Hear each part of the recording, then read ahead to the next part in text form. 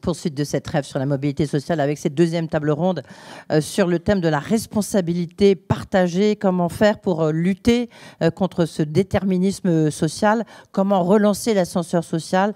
Le diplôme à la française n'est-il pas un modèle complètement dépassé? Alors, autour de cette table en distanciel, malheureusement, Yvan Ricordeau, qui est secrétaire national de la CFDT, Aziz Seni, chef d'entreprise, coprésident de la commission Nouvelle Responsabilité Entrepreneuriale, Gilles Vermeau Desroches, directeur de développement durable chez Schneider Electric et président de la commission jeunesse du MEDEF, Sarah Pochon, professeure agrégée qui avait écrit un livre justement sur Henri IV, elle nous dira tout dans un instant, et puis Virginie Hollard, maître de conférence à l'Université Lumière de Lyon 2. Je vous salue tous. Ce que je vous propose, c'est que chacun va un peu exprimer son point de vue en disant qu'est-ce qu'il peut faire, qu'est-ce qu'on aurait dû faire, qu'est-ce qu'il faut améliorer, et après on lancera la table ronde. J'ai peut-être commencé par vous, Aziz Seni, parce que vous avez écrit un livre, on se connaît depuis longtemps, un entrepreneur très médiatique, et vous avez écrit ce livre qui avait mis une espèce de jeté un pavé dans la mare, pardon, qui était l'ascenseur social était en panne, j'ai pris l'escalier. Bonjour Aziz. Bonjour à toutes et à tous. Oui. Merci Edwige. Effectivement, il y a 16 ans, quand j'ai écrit L'ascenseur social est en panne, j'ai pris l'escalier, préfacé par Claude Bébéard. Je ne pensais pas que 16 ans plus tard, nous nous retrouverions ici à débattre de ce sujet, parce qu'effectivement, l'ascenseur social est toujours en panne.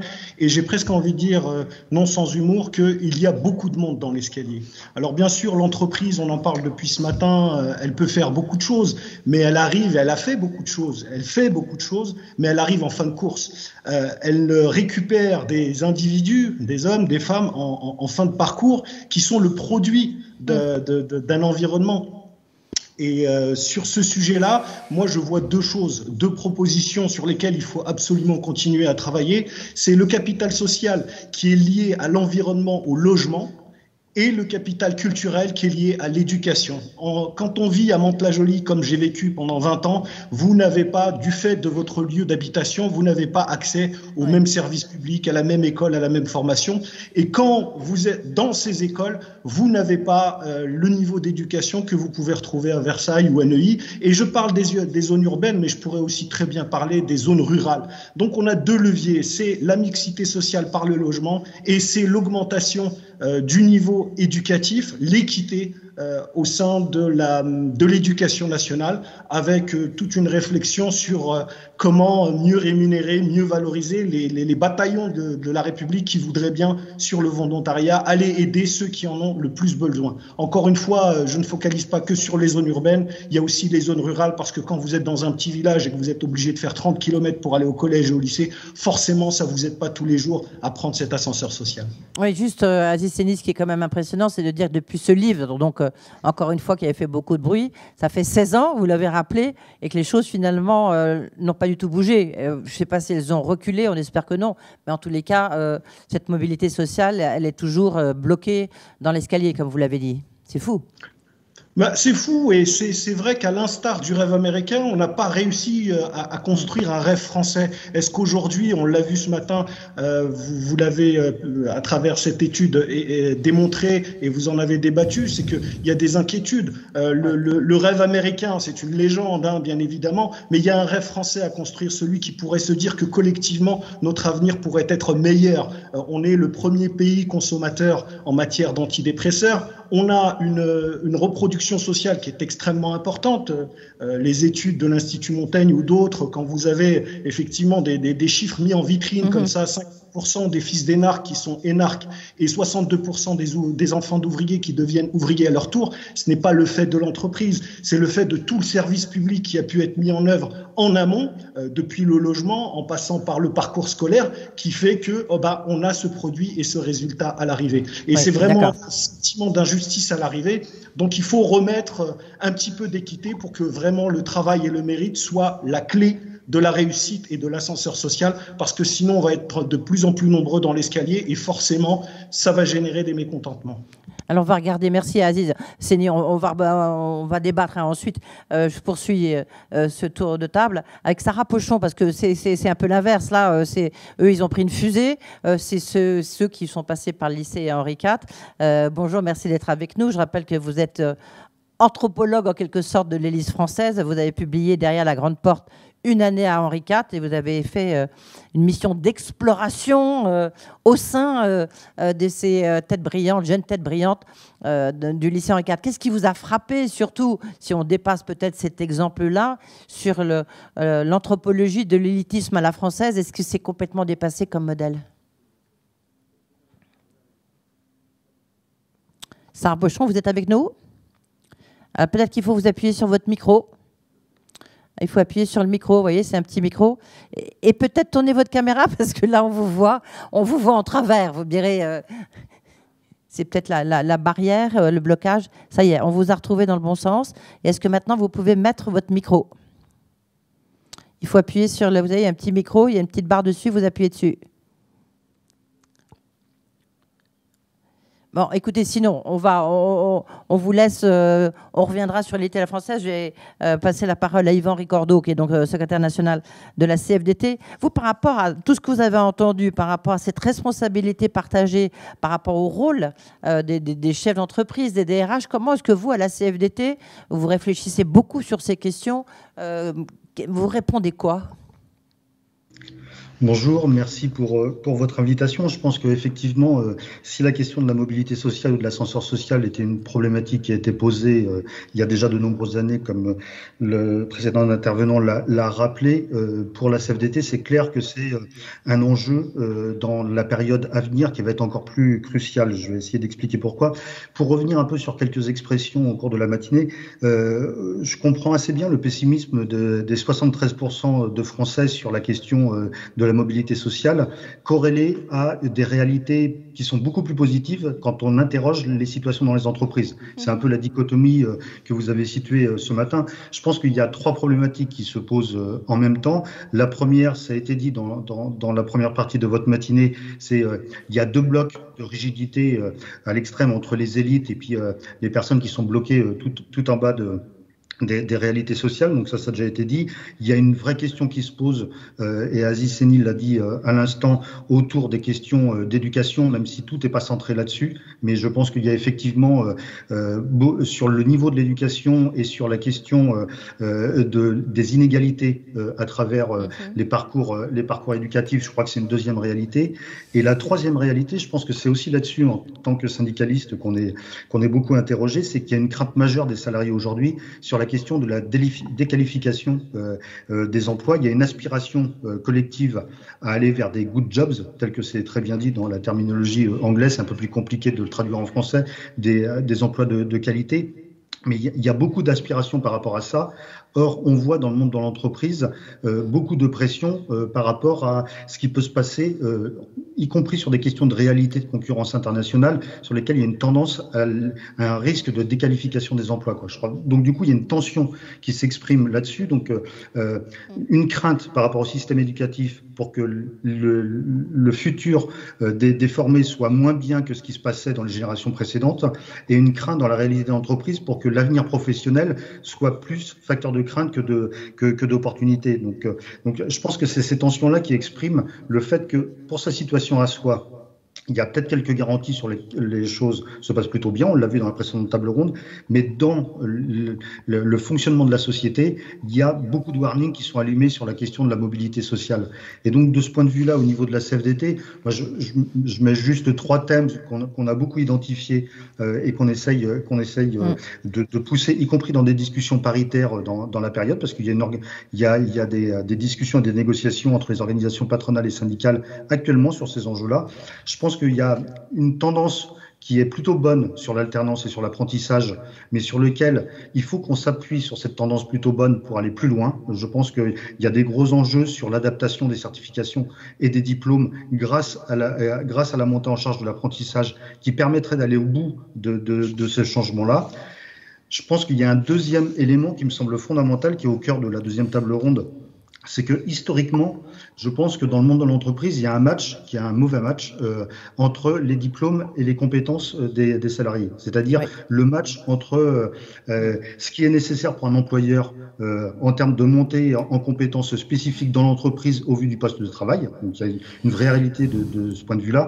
Et en même temps, de permettre l'évolutivité ou la mobilité des salariés, ce qui oblige à dépasser le cadre de l'entreprise et à aller chercher des qualifications qui sont reconnues, notamment dans le système éducatif. Et historiquement, le monde de l'entreprise a plutôt opposé ces deux réalités-là. Et je pense que l'un des grands enjeux, c'est de faire en sorte de comment on réorganise un peu le mariage entre ce qui est qualification, diplôme et compétences dans l'entreprise. Je pense qu'il y a un enjeu stratégique, une responsabilité des partenaires sociaux là-dessus. Puis, dernier point, mais je fais le pont avec la table ronde précédente, mais ça me semble être, quand on parle d'emploi de qualité, un enjeu un peu fondamental, c'est la question de la meilleure organisation des transitions professionnelles. Il y a beaucoup de choses se jouent, je l'ai dit tout à l'heure, entre la qualification des jeunes pour arriver dans le monde de l'entreprise, mais quand on est dans l'entreprise, il y a la question de comment on donne plus de sécurité pour évoluer avec le moins de risques possible, pour éviter de passer par la case licenciement systématiquement, pour le dire de façon un peu plus directe. Et de ce point de vue-là, les partenaires sociaux ont commencé à mettre dans le paysage des innovations. Et je pense que c'est autour de ça qu'il faut qu'on travaille dans la période à venir.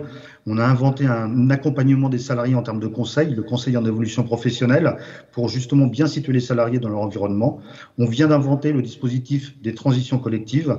Et c'est pas pour rien que les premières entreprises qui s'en sont saisies, c'est ceux qui étaient dans la première table ronde, c'est-à-dire le monde du sanitaire et du social et le monde de la grande distribution, pour faire en sorte de regarder comment se passe la mobilité entre les deux salariés. Je pense qu'il y a un grand champ d'innovation à aller sur la question des transitions professionnelles. Oui. Yvan Recordeau, il y a beaucoup de choses sur lesquelles j'ai envie de rebondir. D'abord, vous avez vu, là, vous avez aussi une responsabilité, vous, en tant que syndicaliste.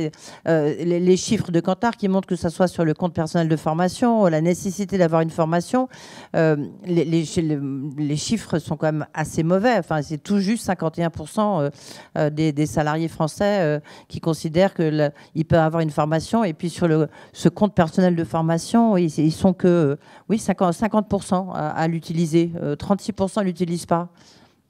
C'est quand même assez impressionnant, non ? Oui, pour mettre un bémol à l'analyse qui est portée, c'est jamais les salariés se sont autant saisis de leur droit à la formation professionnelle. Donc c'est pas ça bouge. Oui. C'est pas satisfaisant, mais la tendance à la façon dont les salariés se saisissent de leur compte personnel de formation, le fameux CPF, est quelque chose qui est dans une tendance d'une bonne croissance. C'est d'ailleurs dans une telle bonne croissance qu'on a un problème de financement de ce droit-là dans la période. Et donc je pense que la réalité qui est derrière, et vous avez raison de ce point de vue-là, c'est que historiquement, la discussion entre les organisations patronales et les organisations salariales n'a pas été assez importante pour dire que c'est stratégique d'investir encore plus fortement dans la formation professionnelle. Si c'est ça la traduction du pourcentage, de ce point de vue-là, je suis assez d'accord. Oui. Et je vais vous faire rebondir sur ce que vous appelez les good jobs, avant de passer la parole à Gilles Vermaux-Desroches. Parce que les good jobs, enfin les jobs qualifiés, les jobs de qualité, c'est intéressant parce qu'il y a un rapport qui est en train d'être rendu au président de la République, qui est fait par le prix Nobel Jean Tirole et Olivier Blanchard, et qui montre qu'il y a un grand danger en France, que tous ces good jobs, ces jobs de qualité, ils partent, ils s'en aillent. Et ça, pour vous, pour la CFDT, c'est un enjeu important ? C'est un enjeu stratégique, parce que si on se situe dans un avenir du salariat qui est de dire, grosso modo, les emplois les plus sûrs aujourd'hui, il y a deux risques. Il y a une fraction minime qui pourront être plus qualifiés demain, mais une fraction importante qui risque la déqualification. Je veux dire, en termes d'avenir social, de climat social dans notre pays, en termes de climat démocratique, y compris en termes d'opportunités économiques, je sais à qui je parle ce matin, personne ne peut être gagnant sur cette affaire-là. Et donc, je pense que l'enjeu qu'on a au vu de ce risque-là, c'est d'essayer de regarder comment on peut corréler l'enjeu d'investissement économique, d'attractivité économique et de mise en corrélation des compétences des salariés derrière. Il n'y a que comme ça qu'on arrivera à faire rempart au niveau économique et au niveau social au risque que vous exprimez. Merci Yvan Recordeau. Gilles Vermaux-Desroches, je rappelle, vous êtes directeur du développement durable chez Schneider Electric et président de la commission jeunesse du MEDEF. Vous allez répondre à cette question sur le déterminisme, mais par rapport à ce problème de jobs de qualité, ces good jobs, est-ce que c'est un danger, un risque là aussi pour le MEDEF et pour vous ? Non, merci beaucoup de cette table ronde de me donner la parole. Pour moi, c'est pas un risque, c'est plutôt une opportunité. Encore faut-il la saisir. Vous avez cité des choses que je fais. Je suis aussi président d'une association dans laquelle il y a 1500 entreprises qui s'appelle Sans Chance, Sans Emploi. Et par exemple, justement, au moment où on fait cette table ronde à Rennes, cette association, avec une trentaine d'entreprises locales, est en train de rencontrer des jeunes qui ont souvent été sélectionnés par la mission locale. Elle est très dynamique à Rennes, s'appelle WeCare. Et la démarche, elle est d'entrer en relation avec ces jeunes, des acteurs du monde de l'entreprise, pour, dans un laps assez court, dans les 3 semaines, créer une cohorte de jeunes avec une démarche qui s'appelle Trust and Go, se redonner rendez-vous le 8 juillet pour des pitchs professionnels de ces jeunes, étant entendu que pendant ce temps-là, le mentorat qui va être effectué va permettre à chacun de peut-être préciser quel est le job qu'il a envie de faire et puis d'adapter cette envie à la réalité, c'est-à-dire tout ça passe par une relation humaine locale. Et puis au fond, faire le pitch. Moi, j'étais dernièrement à la même rencontre des acteurs qui avait lieu sur le bassin de Rueil-Nanterre Puteaux, pour s'apercevoir qu'à la fin, quand ces jeunes ont fait ce bout de chemin et ce pitch, on a des entrepreneurs qui disent on a fait un bout de chemin ensemble, on va les mentorer, on va les accompagner et on va aussi les embaucher. Moi, il me semble aujourd'hui qu'on est en face d'une question de société. On sait bien pourquoi l'ascenseur social va moins vite qu'avant, et moi aussi je connais Aziz depuis au moment où il a écrit son livre. Je vois bien s'il dit pour l'escalier, l'expérience de Sans Chance, Sans Emploi dans à peu près 45 bassins d'emploi montre exactement ça, c'est-à-dire le besoin d'un coup de main pour révéler les talents. Et moi j'ai envie de dire sur le fait société, chacun d'entre nous, on a la définition qu'être citoyen, c'est d'aller voter. Enfin, pas chacun, puisqu'il n'y en a pas assez qui vont voter. Mais globalement, on devrait aussi travailler à ce que ça veut dire qu'accompagner un jeune pour chacun d'entre nous. Et tout le monde peut accompagner un jeune. Dans nos entreprises, c'est pas la question et l'apanage du DRH, même s'il doit se mobiliser comme le patron. Mais l'accompagnement de jeunes dans une usine, c'est aussi le transfert de compétences par un ouvrier, qui est super content de pouvoir transmettre ce qu'il sait faire et d'apprendre en retour de ces jeunes. Moi, je crois qu'il y a 3 sujets dans notre démarche. Le premier sujet, c'est de fait celui du mentorat, celui qui devrait pousser chaque entreprise à réformer sa responsabilité sociale et à bien comprendre qu'accompagner des jeunes, on s'occupe de nous-mêmes. Le deuxième qui me paraît assez important, c'est qu'il est question de création de valeur. Et j'aurais envie de dire à chaque entreprise, mais aussi à chaque acteur associatif, privé, public, si vous le faites pas pour eux, faites-le pour vous. Je crois qu'on a toute une réflexion à avoir sur la nécessité de ne pas fragiliser les jeunes de la société, sur la nécessité de comprendre que la création de valeur passe par l'innovation et que depuis toujours, l'innovation est dans la tête d'un moins de 30 ans. Il y a besoin de la relation intergénérationnelle pour transformer cette innovation en création de valeur, en produits partagés, en nouvelles démarches de business. Mais il faut bien se mettre dans la tête qu'une entreprise, qu'un acteur qui n'inclurait pas de jeunes, qui ne construirait pas un paysage de diversité dans ses équipes pour être encore plus innovant, porte atteinte à sa création de valeur. Donc j'ai envie de dire, il y a du gagnant-gagnant qu'on ne sait plus exactement expliquer, qu'on voyait très bien au moment des 30 Glorieuses et qu'il est pourtant important de relancer. Et le dernier point, si je peux en terminer par là, quand dans nos entreprises, on est interrogé sur la responsabilité sociale de l'entreprise, on est interrogé toujours sur des belles questions. L'égalité professionnelle, le nombre de femmes dans les boards, la réduction des accidents du travail, etc. On n'est jamais interrogé sur l'engagement de l'entreprise pour accompagner, intégrer les jeunes et particulièrement faire des choix d'accompagner des jeunes plus vulnérables ou en tous les cas plus loin du marché de l'emploi. Donc moi, il me semble que de fait, l'ascenseur social, s'il n'est pas cassé, est ralenti. Je pense que ce blocage, qui est d'ailleurs moins grand que dans les pays du sud de l'Europe, que ce blocage est évidemment préjudiciable pour ces jeunes, mais aussi préjudiciable pour toute la société, parce que, pour prendre une formule qui permettra d'aller vite, c'est un peu Mozart qu'on assassine. Et nos sociétés, le pays France, mais aussi nos entreprises, ont besoin de cette création de valeur et ces innovations, probablement qu'en étant de cultures différentes, d'âges différents, on a là un effort à porter évidemment pour eux, pour faire société tous ensemble, mais aussi pour nos entreprises dans la création de valeur. Merci Gilles Vermaudet, très intéressant. Je vais rebondir sur ce que vous avez fait. Une petite réaction rapide, Aziz Seni, sur ce que vient de dire Gilles Vermaudet-Roche, avant de passer la parole à Virginie Hollard. Aziz Seni, est-ce que la réponse, parce que j'ai bien aimé cette expression de belles questions, c'est vrai, on a des belles questions, c'est bien d'en parler, mais en même temps, il y a un moment où il faut rentrer dans l'efficacité, c'est ce que disait encore une fois Geoffroy Roux de Bézieux. L'efficacité, effectivement, le parcours et la solidarité entre générations, elle est importante. Il y a celui qui a fait le chemin, il y a celui qui veut faire le chemin, et il faut accompagner.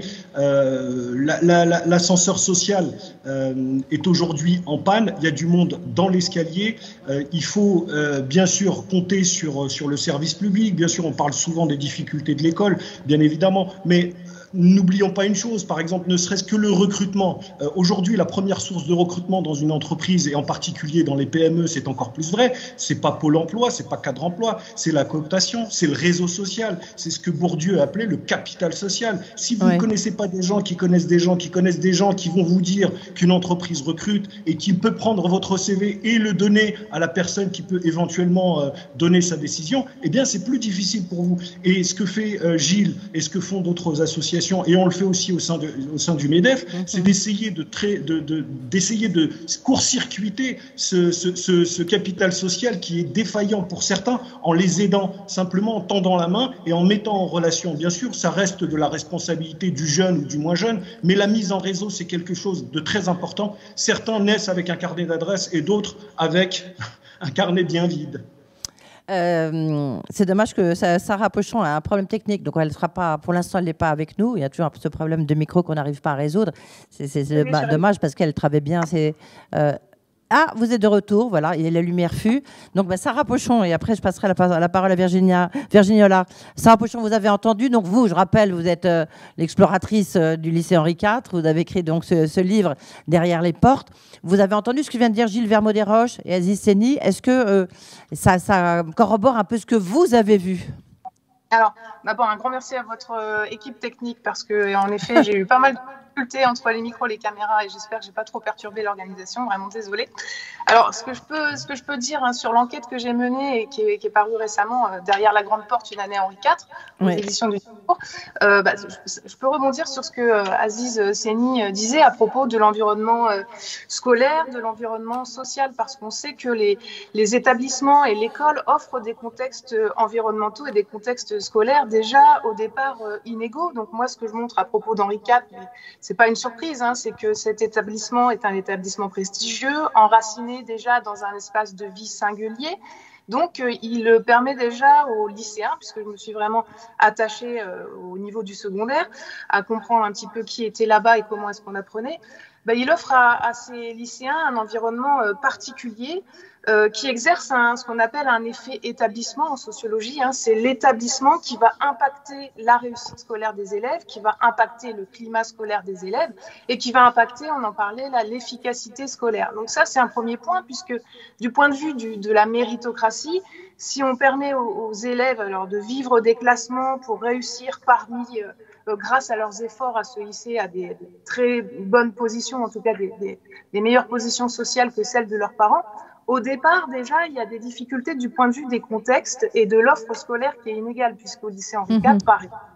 On a une offre de formation qui est diversifiée, et c'est tant mieux, mais qui est différente de ce qui peut exister dans d'autres établissements, de la périphérie, des établissements plus ruraux. Donc ça, c'est un premier point. Et puis, on parlait du capital social et de l'environnement social.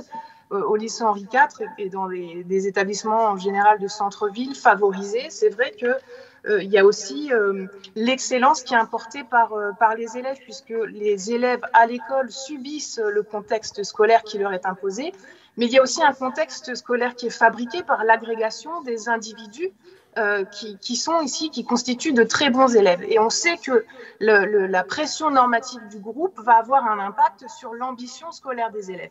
Et on sait du point de vue sociologique que mettre tous les bons élèves ensemble et tous les, on va dire, les moins bons élèves ou ceux qui ont des difficultés ensemble, c'est pas en faveur des élèves qui ont déjà des difficultés et qui vont encore rencontrer d'autres difficultés. On sait que les classes de niveau, ça ne fonctionne pas. Donc, collectivement, sur cette question des responsabilités partagées, il y a évidemment le rôle de l'école, le rôle de l'État à questionner. C'est ce que M. Geoffroy Roux de Bézieux disait en ouverture. Donc évidemment, il y a la responsabilité de l'école du point de vue du contexte scolaire, du contexte social, de ce school mix, on appelle la tonalité sociale qui est proposée dans les établissements scolaires. D'accord. Ouais. Je disais, je suivais votre pensée en me disant, tiens, ça va, vous faites le lien avec Virginie Hollard qui, elle, est à l'université. Donc, savoir comment on peut faire pour que la formation, justement, la formation universitaire puisse s'appliquer à l'entreprise. Souvent, on a dit qu'il y avait une espèce de césure entre les deux. Je rebondirai sur ce que vous avez dit dans un instant, Sarah Pochon, mais je voulais qu'on entende aussi donc Virginie Hollard, maître de conférence à l'université Lumière Paris 2. Et Virginie Hollard, vous êtes une spécialiste de l'histoire de la Rome antique sur le vote. Je ne vais pas vous demander, et pourtant j'en meurs d'envie, qu'est-ce que vous en pensez de ce vote sur les élections régionales, mais c'est un autre débat. Qu'est-ce qu'on pourrait faire pour que l'université a ça?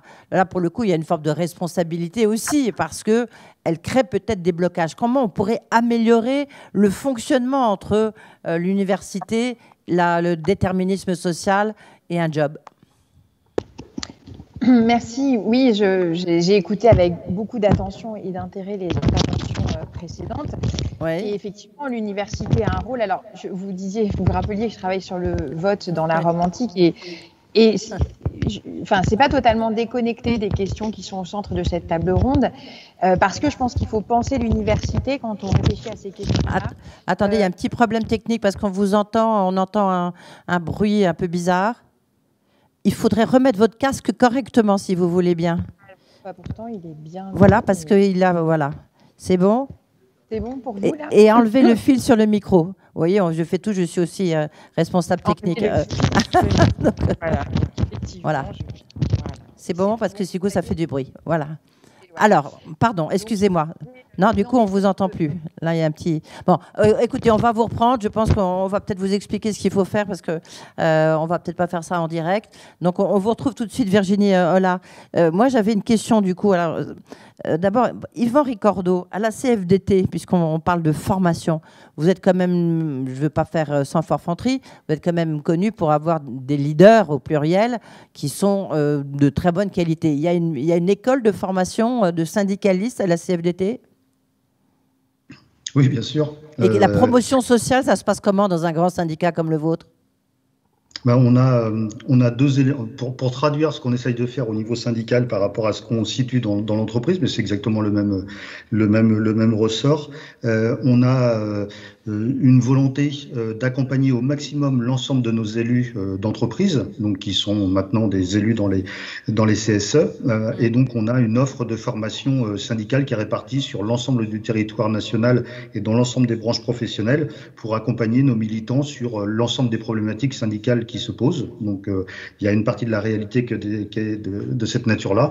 Et le deuxième élément, c'est on a aussi un accompagnement à la prise de responsabilité syndicale sur lesquelles il y a deux problématiques. C'est si vous voulez, on l'a pas appelé comme ça, mais la logique, c'est un peu, on a eu une école des cadres syndicaux pour faire en sorte que la montée en responsabilité s'accompagne aussi de décryptage de tout le contexte économique et social. Et donc, du coup, on accompagne tous nos responsables et on a débordé cette problématique-là parce qu'il est une chose de la formation, il est une autre chose de la prise en compte de tout ce que ça répercute sur la vie professionnelle.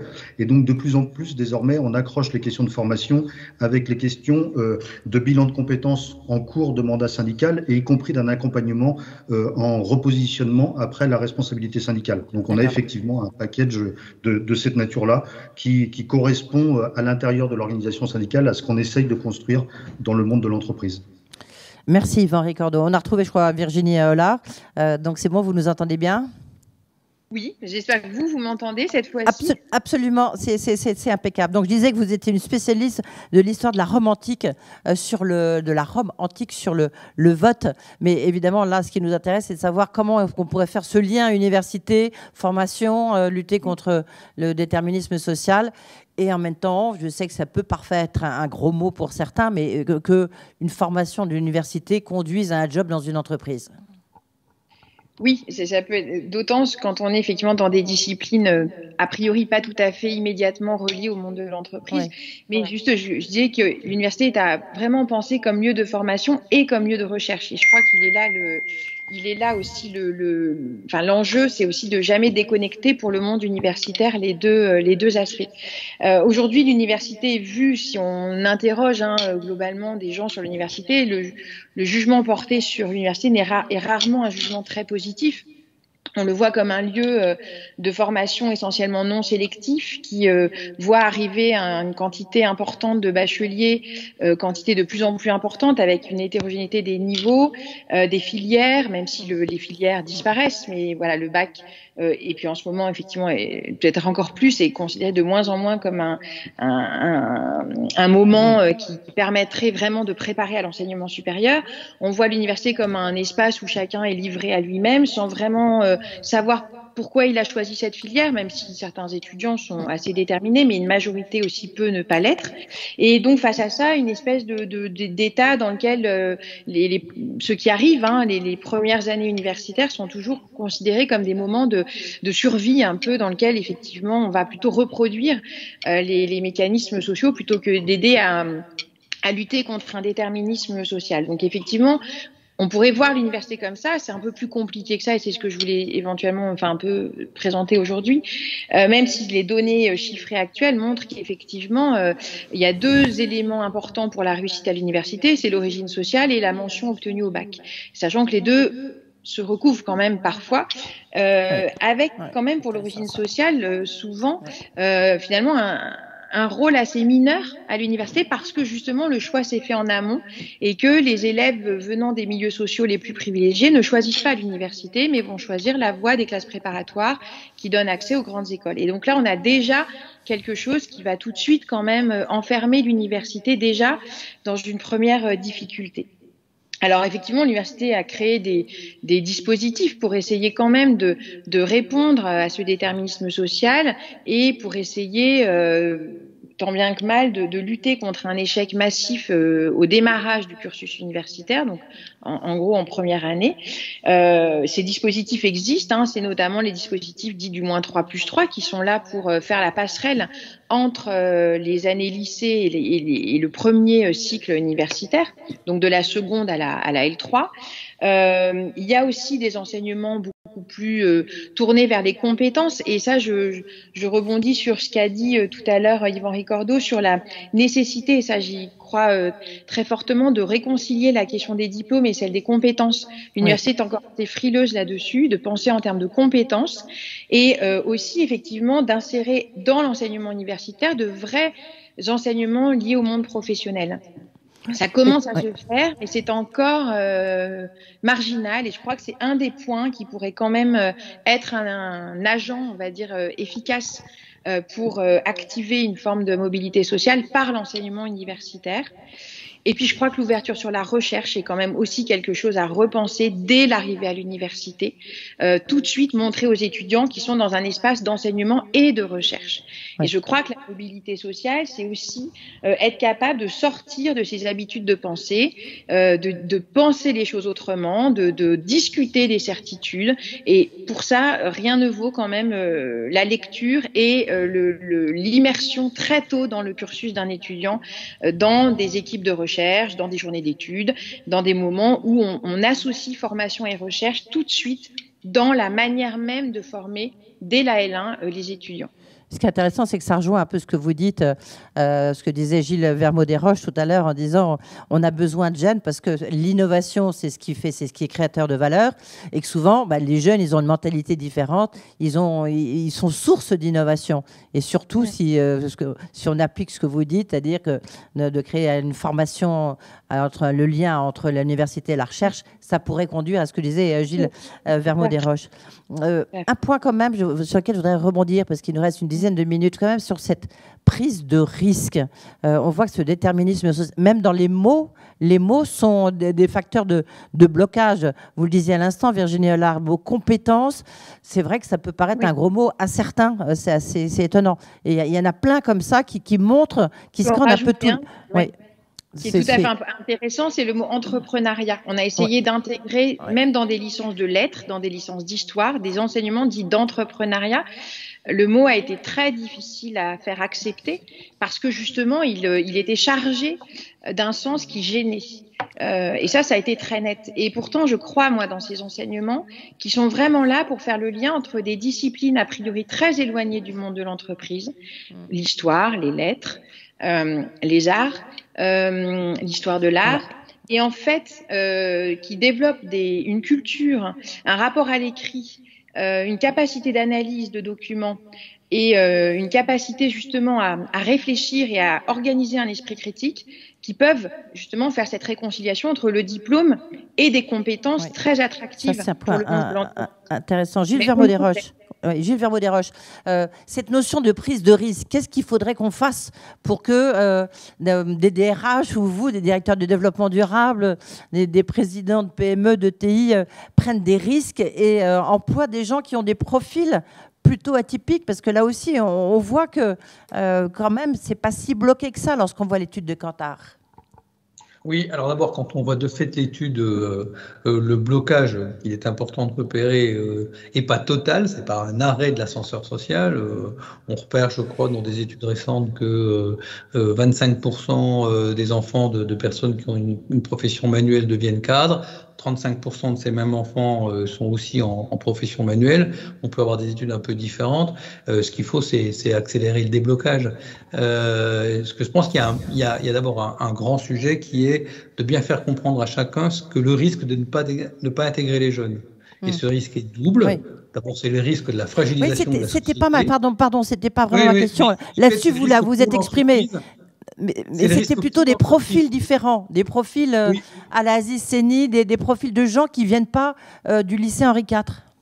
Oui, exactement. D'abord, il faut aussi recruter cela, mais de fait, moi, j'ai le sentiment, par l'expérience de Sans Chance, Sans Emploi, quand on a créé une relation de confiance avec ces jeunes probablement plus loin du recruteur que ceux qui sont un peu plus évidents dans le recrutement. Le recrutement est plus robuste, la fidélité à l'entreprise est plus grande et la contribution est importante. Alors ça fait un peu rêver ce que je dis et c'est plus complexe parce que la grande complexité, c'est de créer cette relation de confiance. Pour créer cette relation de confiance, il faut que les entreprises elles-mêmes aient en tête qu'elle est nécessaire et qu'elles doivent s'y former. On est à un sujet sur lequel on avait peut-être cru que tout ça serait une évidence. Ça n'est pas une évidence. C'est un engagement. Un engagement, ça traduit dans des faits et dans des concepts le sujet. Il faut travailler sur les concepts, sur expliquer à chacun que le risque, c'est de ne pas les intégrer, y compris le risque de manque d'innovation pour créer de la valeur. Et puis après, il faut créer des dispositifs. Il y a beaucoup de dispositifs, etc. Moi, je connais mieux celui de Sans Chance que d'autres. Mais quand au MEDEF, on crée une commission jeunesse avec un S à la fin, c'est bien repéré qu'il y a des questions complémentaires, différentes, etc. Il y a la volonté du MEDEF de prendre cette question à bras-le-corps pour construire des dispositifs qui permettront mieux d'intégrer les jeunes. J'ai la confiance que l'apprentissage est un sujet qui répond à la question qui est là, y compris sur la question de la mise en relation et des compétences. Il faut à tout prix rester sur le trend sur lequel on est maintenant. Aziz Seni, comment vous réagissez, vous, par rapport à cette notion de prise de risque? Est-ce que vous dites oui, mais enfin, elle n'est pas suffisamment prise, hein? Je vais vous dire, c'est mathématique. Moins on a à perdre, plus on peut inviter les gens à prendre des risques. Parce que celui qui prend le risque et qui n'a pas grand-chose à perdre, par définition, il est plus disposé à plus gagner. Quand on est issu, originaire d'un milieu rural ou d'un milieu urbain, d'une classe sociale ouvrière, d'une classe sociale de techniciens, entre guillemets... D'accord, mais comment on casse ça? C'est ça presque maintenant, on arrive au terme de cette table ronde. Comment il faut presque faire des propositions? Comment on casse? Comment on casse cette... Eh bien, c'est une culture. C'est une culture. Le problème, c'est qu'aujourd'hui, l'échec n'est pas valorisé. Nelson Mandela disait « Je n'échoue jamais, soit j'apprends, soit je réussis ». Et le problème aujourd'hui en France, c'est que l'échec... Voyez un chef d'entreprise, un entrepreneur qui prend des risques et qui se plante. Est-ce qu'il aura la capacité d'aller se représenter une deuxième fois, par exemple, chez des partenaires financiers ou pas? dans d'autres pays, c'est la culture anglo-saxonne, l'échec est considéré comme un apprentissage. Or, peut-être que, et nous avons tous, encore une fois, pour revenir au titre de cette table ronde, une responsabilité partagée, par exemple, sur cette culture de l'apprentissage. On ne s'étonne pas qu'un bébé tombe plusieurs fois avant d'apprendre à marcher. Par contre, que des gens ne réussissent pas du premier coup à obtenir leur premier job, à obtenir leur création d'entreprise, etc. Ça, on est marqué au sceau et au fer rouge comme étant quelqu'un qui échoue. Donc, non, il y a une culture de l'échec qui doit... On doit d'ailleurs arrêter d'utiliser le mot échec, mais plutôt lui préférer le mot apprentissage. Un mot, Yvan Rigordeau, là-dessus, et après je passerai la parole à Sarah Pochon pour savoir si le diplôme à la française, finalement, c'est peut-être un modèle dépassé. Yvan Rigordeau, CFDT. Oui, deux ou trois éléments sur cette discussion-là. Le premier, c'est que, y compris la CFDT, on peut montrer des exemples intéressants où il y a des délégués syndicaux d'entreprise qui ont été interrogés des RH en disant « Venez, on va organiser au niveau de la CFDT un forum de l'emploi dans un quartier prioritaire de la politique de la ville. » Et on a organisé entre la population jeune de ce quartier-là et des DRH qui ne rencontraient jamais ces jeunes-là un job dating. Donc, on a ce genre d'action, mais je pense que ça ne change pas la réalité globale sur laquelle il y a des blocages. Il faut dépasser ces blocages-là. Moi, je pense qu'il y a deux problématiques. Il y a une responsabilité des acteurs. Je pense que il n'y a pas une saisie assez importante de l'ensemble des acteurs pour avancer là-dessus.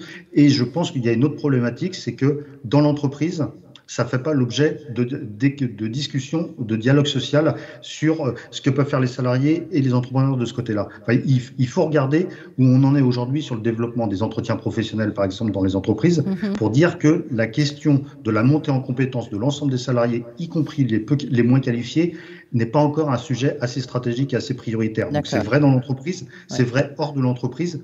Je pense que en termes d'obligations vis-à-vis des acteurs, ça serait intéressant de mettre quelques marqueurs. Par exemple, on pourrait agir sur le fait de dire il y a une corrélation plus forte entre ce qui est des aides aux entreprises et des dispositifs d'emploi de qualité. Je pense que là, ça pousserait l'ensemble des acteurs à avancer dans cette démarche-là. Oui, à étudier. Sarah Pochon, est-ce que finalement tout ça, c'est qu'il faut remettre complètement à plat le... Alors, d'accord, il y a la suppression de l'ENA, mais ça c'est autre chose. Mais le diplôme à la française, oui, je pense qu'en effet, il est plus adapté. Alors, il y a beaucoup de questions et c'est vrai que là, dans le temps qui nous est imparti, ça va être compliqué de répondre. Peut-être que c'est peut-être pas la finalité, c'est peut-être pas le diplôme en soi auquel il faut réfléchir, mais peut-être le chemin d'y parvenir et c'est le chemin qu'on offre à tous, ces offres de formation diversifiées. Et pour revenir un petit peu à ce qui vient d'être dit, la question pour l'école, c'est comment est-ce qu'on va permettre à tous ces talents, à toute cette jeunesse au pluriel dont il a été question tout à l'heure, de s'exprimer, de ne pas être entravé dans ces talents, parce que la méritocratie, c'est pas uniquement, alors c'est l'effort bien sûr, mais il n'y a peut-être pas que ces critères-là. Il y a aussi la question de l'imagination, la créativité, la création. Donc il faut aussi penser cette question de la méritocratie dans toutes ses dimensions et en effet regarder ailleurs ce qui se fait. Donc ça a été dit dans la table ronde précédente avec des exemples sur l'Allemagne. Aziz vient aussi d'en parler, mais en effet sur les pays nordiques, en Finlande, ou en tout cas ceux qui se classent peut-être en tête des classements PISA, ceux qui réussissent le mieux à gommer les différences en termes d'inégalité sociale et d'inégalité scolaire, c'est intéressant d'aller voir ces pédagogies alternatives. D'accord. Virginie Hollard, une minute, mot de la fin, peut-être la conclusion. Je voulais juste, tout à l'heure rebondir sur ce qu'a dit Sarah Pochon sur l'échec des classes de niveau. Peut-être avec une petite nuance, je pense qu'effectivement, j'entends bien et je suis tout à fait d'accord avec ça. Je pense juste que peut-être il faudrait, je disais, insérer davantage des enseignements liés au monde professionnel et au monde de l'entreprise dans les cursus académiques, toutes disciplines confondues. L'autre chose, à mon avis, sur laquelle il faudrait jouer, c'est peut-être, sans faire des classes de niveau, accepter de regarder en face l'hétérogénéité des étudiants qui arrivent en première année d'études supérieures et quand même, à mon avis, moduler beaucoup plus que ce qui est fait actuellement en fonction des profils d'élèves la première année d'études. Je crois qu'il y a un travail structurel et de fond à faire sur une première année universitaire, moins raccroché peut-être à la suite d'une licence, plus raccroché à la sortie du lycée penser vraiment une première année très modulée en fonction des arrivées de lycéens, en fonction de ce qu'ils ont appris, en fonction des filières, maintenant des spécialités qu'ils auront choisies. Parce que je crois qu'en même temps, mais ça demanderait des heures de travail, probablement même plusieurs semaines, mais que mettre tout le monde dans les mêmes enseignements à l'université pose quand même un problème. Oui, absolument, vous avez raison, c'est le problème. Merci, voilà, pardon, on arrive au terme de cette table ronde. Merci à tous. Alors, c'est vrai qu'on a balayé des sujets très intéressants. On ne peut pas trouver toutes les réponses, que ce soit effectivement comment on peut changer, modifier peut-être le parcours universitaire académique et le rendre peut-être plus accessible pour ceux qui ont envie de se tourner vers l'entreprise. On a vu des témoignages. Gilles Vermaux-Desroches, lorsqu'il dit que la jeunesse, c'était important, c'est essentiel, c'est peut-être là où effectivement se trouve la solution. Merci à tous d'avoir été avec nous pendant cette table ronde. On aurait pu là encore une fois continuer à en parler pendant 1 heure, mais l'heure tourne. Et maintenant, il y a une sphère dont on n'a pas du tout parlé, c'est l'État. Est-ce que l'État est un bon manager? On en parle dans un instant avec Luc Rouban, il est directeur de recherche au CNRS.